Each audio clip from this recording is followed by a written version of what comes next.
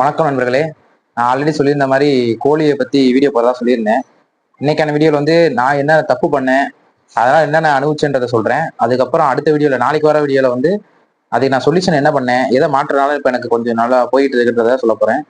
First எடுத்தோன்னா நான் 12th பப்ளிக்ஷன் time, அதாவது 2020 வந்து ஒரு குட்டியானில் வந்து விற்பாங்க தரமான நாட்டுக்கோழிகள், போந்தாங்கோழிகள், வான்கோழிகள் சொல்லிட்டு அவங்ககிட்ட இருந்து ஒரு 4 சிக்கு வாங்கினேன். வாங்கி முதல் நாள் நான் பண்ண தப்பு, சிமெண்ட் கோழிக்கூட்டில் அடைச்சேன்.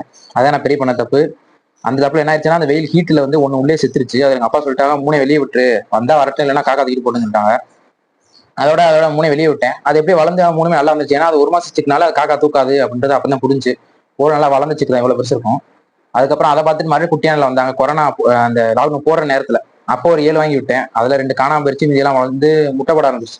இதே நம்ம பிசினஸ் பண்ணக்கூடாது, கொரோனா நேரத்துல நமக்கு ஹெல்ப்ஃபுல்லா இருக்குன்னு சொல்லிட்டு அதுக்கப்புறம் பார்த்தா அந்த நேரத்துல குட்டியான வரல. நான் இன்னொரு பெரிய பண்ண தப்பு என்னன்னா, நம்ம ஒரு இடத்துல வாங்கி நல்லா இருக்குன்றக்காக திரும்ப அந்த இடத்துல போய் ட்ரை பண்ணணும். புதுசா இடத்துல ட்ரை பண்ணும்போது கொஞ்சம் வாங்கி ட்ரை பண்ணி பார்த்து நல்லா இருக்கான்னு பார்த்துட்டு தான் புதுசா வாங்கணும். புது இடத்துல போய் மொத்தமா விழுந்துடக்கூடாது. நான் பண்ண பெரிய தப்பா தான். எங்க ஊர்ல டி பிளாக் சைடு வந்து ராம்நாட்ல வந்து கோழி விற்கிறாங்க.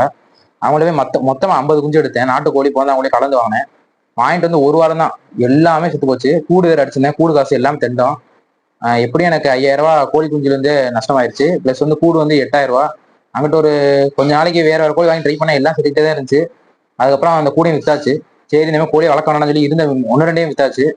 அதுக்கப்புறம் இப்ப திரும்ப ஸ்டார்ட் பண்ணது எப்படின்னா, சரி இந்த தடவை கொஞ்சம் டிஃப்ரெண்ட் டைப் இந்த மாதிரி வாங்க வேணாம்னு சொல்லிட்டு வீட்டுல இருந்து வாங்குவோம்னு சொல்லிட்டு ஒருத்தவங்க ஏரியால பக்கத்துல காட்டுக்குள்ள வச்சு கோழி வளர்க்குறாங்க. அதாவது கருவை அந்த மாதிரி மரங்கள் சைடு தான் அதிகமாக அதை போய் அடையும். அந்த மாதிரி கோழி போய் இங்க வந்து ஒரு சேவை 3 கோழி அந்த மாதிரி விடையா வாங்கிட்டு வந்தேன். 4 சேர்த்து 1100 ரூபாய்க்கு.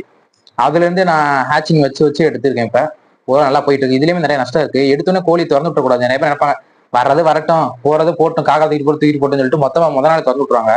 அப்படி திறந்து விடாது. உங்களுக்கு உண்மையாக லாபம் வேணும் அப்படின்ற நினைப்பு இருந்துச்சுன்னா ஒரு மாசத்துக்கு ஒரு கேஜுக்குள்ளே அடைச்சு வச்சு வளங்க. இடையில ஒரு மணி நேரம் தினம் காலையில திறந்து விடுங்க. அதுதான் பெட்ரு. நான் அந்த மாதிரி விட்டு விட்டு பெருசா எந்த கொஞ்சம் வரல. இப்ப வச்சதுல தான் நான் கொஞ்சம் பார்த்து பண்ணிட்டு இருக்கேன். இதோட இந்த வீடியோ முடிச்சிருங்க guys. அடுத்த வீடியோல நான் வந்து இதுல இருந்து எப்படி வெளியே வந்தேன்றதை நான் அடுத்த வீடியோ போறேன். தேங்க்ஸ் ஃபார் வாட்சிங்.